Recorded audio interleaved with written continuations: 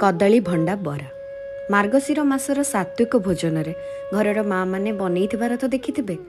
हेले आजी आ भंडा कहले लोक चिन्हु नाहांती।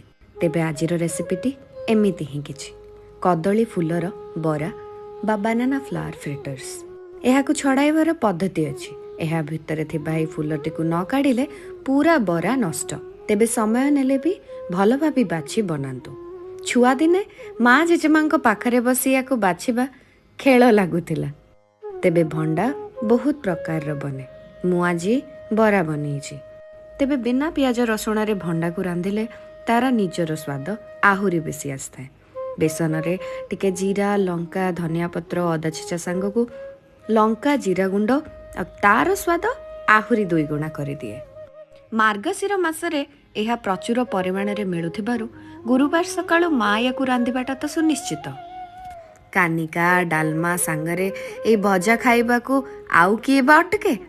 मु तो आखि पिछुला के ताकू सारी दे आ माँ आसिले गोटे गालीटे भी खाए। तेबे आपण भी बनांतु ओ ओडिया खाद्य को बंचई रखंतु।